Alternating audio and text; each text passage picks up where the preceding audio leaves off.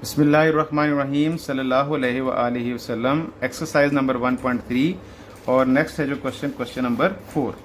Question number 4 की statement है कि z is equal to 4 minus 3 iota. कहता है कि z आपके पास एक कम्प्लेक्स नंबर दिया गया z is equal to 4 minus 3 iota हो तो तस्दीक कीजिए कि उसने चार चीज़ें दी हैं और कहता है कि ये चारों चीज़ें आपस में एक दूसरे के बराबर है। जैसे z का मॉडुलस माइनस z का मॉडुलस, z डबल बार यानी कि डबल कॉन्जुगेट का मॉडुलस और माइनस z कॉन्जुगेट यानी बार उसका मॉडुलस। इन चारों के जो आंसर हैं वो आपके पास सेम आने चाहिए। तो वन बाय वन हम इनको सॉल्व करेंगे और इनके आंसर्स को हम निकालेंगे और देखेंगे कि जो चारों चीज़ें हैं इनको बारी बारी निकालेंगे और लास्ट पे लिख देंगे पॉइंट 1 इसका आंसर है, इसका पॉइंट 2 आंसर है, इसका पॉइंट 3 उसको नंबर 3 देंगे, इसको नंबर 4 देंगे और ये चारों पॉइंट्स आपस में इनके जो आंसर होंगे वो सेम होंगे और हमारी ये जो स्टेटमेंट जो उसने गिवन दी है कि ये सारी आपस में बराबर हो जाएगी। इंग्लिश में भी स्टेटमेंट को हम एक दफा रीड आउट कर लेते हैं कि if z is equal to 4 minus 3 iota then verify that z mod is equal to minus z mod is equal to z double bar mod is equal to minus z bar सारे का mod. बार का मतलब यहाँ पे conjugate लेना है। तो solve करते हैं इनको वन बाय वन। तो सबसे पहले मैं स्टेटमेंट लिखता हूँ एक्सरसाइज 1.3 और क्वेश्चन नंबर 4 उसका एक ही पार्ट है जिसमें उसने चार चीज़ें सॉल्व करने को उसने कहा है कि ये इक्वल है। तो सबसे पहले मैं लिख लेता हूँ z is equal to 4 minus 3 iota. z is equal to 4 minus 3 iota आपके पास कम्प्लेक्स नंबर है। तो जो चीज़ें हमने निकालनी है वो भी मैं एक साइड पे लिख लेता हूँ कि z mod is equal to minus z का mod is equal to z double bar का mod is equal to minus z इसके बार का मॉड। तो ये चार चीज़ें हमने सॉल्व करनी है। बेसिकली वो कह रहा है कि z उसको z के साथ माइनस से मल्टीप्लाई करें उसका मॉड ले लें या डबल कॉन्जुगेट ले लें उसका मॉड ले लें या माइनस और बार लेने के बाद मॉड ले लें। इन चारों का आंसर सेम आना चाहिए और सेम ही आता है। तो सबसे पहले हम सॉल्व करते हैं। तो सबसे पहले मेरे पास है z is equal to 4 minus 3 होता है। तो पहला पार्ट हम सॉल्व करते हैं। तो z mod is equal to z mod की वैल्यू है मेरे पास है 4 माइनस 3 होता। तो मैंने मॉड के अंदर इसकी वैल्यू को लिखा। अब इसके अंदर हम क्या करते हैं, हम इसका अंडर लेते हैं और पहले का स्क्वायर प्लस माइनस 3 का स्क्वायर। तो मेरे पास आएगा 4 का स्क्वायर 16, माइनस का स्क्वायर प्लस होता है और 3 का स्क्वायर 9 होता है। 16 एंड 9 इन दोनों को ऐड करेंगे तो मेरे पास आएगा अंडर रूट 50 25 और 25 का जो अंडर रूट होता है उसका आंसर होता है नंबर 5 होता है और इसको आपने कह दिया ये नंबर 1 पॉइंट है। तो आपने एक ही स्टेप के अंदर इसको सॉल्व कर लिया। बार की अलामत लगाई, मॉड की अलामत लगाई, अंडर रूट लिया, दोनों स्क्वायर लिए, उनको सॉल्व किया और आंसर आपके पास क्या आया 5 आंसर आया। ये आपने अभी पहली साइड आपने सॉल्व की। अब दूसरी साइड को हम देखते हैं। नाउ माइनस z मॉड लेते हैं। तो सबसे पहले मैं ये सॉल्व करना है। तो सबसे पहले मैं z लिखता हूँ। z है आपके पास 4 माइनस 3 होता। तो माइनस z निकालना है। तो माइनस z निकालने के लिए इन सब को माइनस से मल्टीप्लाई कर देता हूँ। तो ये 4 प्लस में है तो ये माइनस 4 हो जाएगा। माइनस 3 होता है तो ये प्लस 3 अयोटा आ जाएगा। जब यानी कि माइनस से मल्टीप्लाई करने से ये सूरत हाल बनी हमारे पास माइनस 4 प्लस 3 अयोटा। अब इसका मॉड लेना है। तो माइनस z इसका मॉड लेते हैं। तो मेरे पास इसके अंदर मॉड के अंदर आएगी वैल्यू माइनस 4 प्लस 3 अयोटा, इसका मॉड आ गया। अब वही काम अंडर रूट लेंगे, माइनस 4 का स्क्वायर प्लस 3 का स्क्वायर।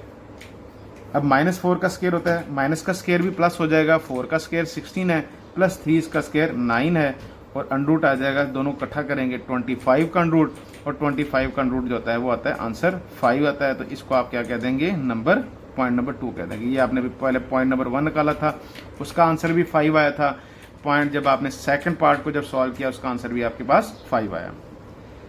नाउ थर्ड उसका जो पार्ट है उसको हम देखते हैं z डबल बार मॉड। इसको हम देखते हैं कि ये चीज़ किसके बराबर है। तो सबसे पहले मैं अगेन z लिखूंगा। z आपके पास है 4 माइनस 3 होता। अब उसने कहा 2 बार लेने हैं यानी कि 2 दफ़ा उसने कॉन्जुगेट लेना है। तो पहले मैं एक दफ़ा कॉन्जुगेट लेना, z का एक कॉन्जुगेट लूंगा तो मेरे पास आएगा 4 प्लस 3 अयोटा। देखिए एक कॉन्जुगेट लिया तो अलामत अयोटा वाली थी माइनस में, वो किस में आ गई प्लस के अंदर आ गई। अब दूसरी दफ़ा कॉन्जुगेट लेंगे, जब डबल कॉन्जुगेट लेंगे तो इसको अगेन इसका कॉन्जुगेट लेंगे तो ये प्लस अगेन किस में आ जाएगा माइनस 3 आयोटा में आ जाएगा।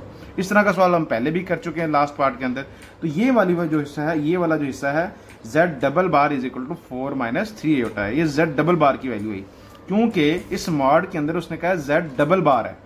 अब z डबल बार का मॉडुलस लेते हैं तो मेरे पास है z डबल बार, इसका मॉडुलस लेते हैं तो मेरे पास मॉडुलस के अंदर z डबल बार की वैल्यू अभी ये आपने निकाली है, तो 4 - 3 आयोटा मैंने मॉडुलस की अलामत के अंदर दोनों स्ट्रेट लाइंस के अंदर उसको लिख दिया है।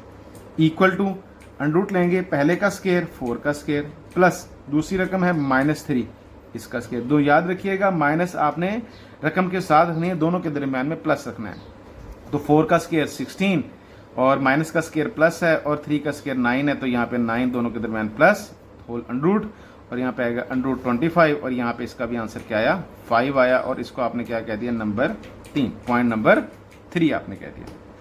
अभी तक आपने इस स्टेटमेंट में से आपने 3 चीज़ें आपने सॉल्व की हैं और तीनों के आंसर आपके पास यहाँ पे 5, 5 एंड 5 आपके पास आ रहे हैं। लास्ट वन है माइनस z बार, फिर उसका मॉडुलस है।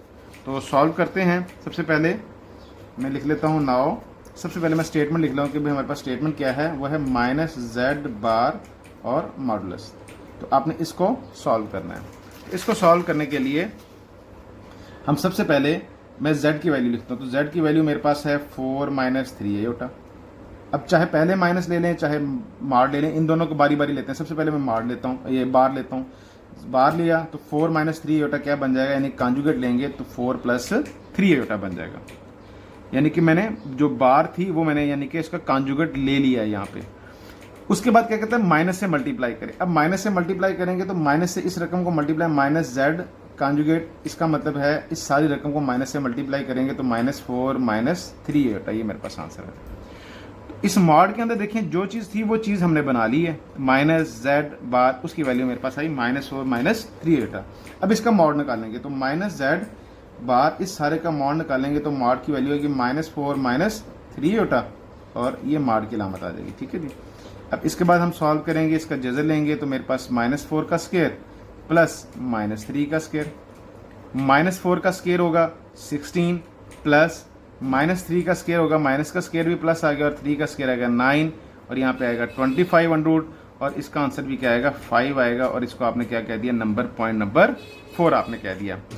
और इस तरीके से आपके पास ये जो स्टेटमेंट आपकी दी हुई थी, इसमें उसने 4 चीज़ें साबित करने को कहा था। चारों चीज़ों को कहा था कि भी ये आपस में बराबर हैं, और इन चारों के जो आंसर निकले देखें, पहली चीज़ का आंसर निकला 5, दूसरी चीज़ का भी जो चीज़ निकाली उसका भी आंसर 5 निकला, जो तीसरी जो उसकी पार्ट था उसका भी आंसर 5 निकला, जो फोर्थ पार्ट था उसका आंसर भी 5 निकला।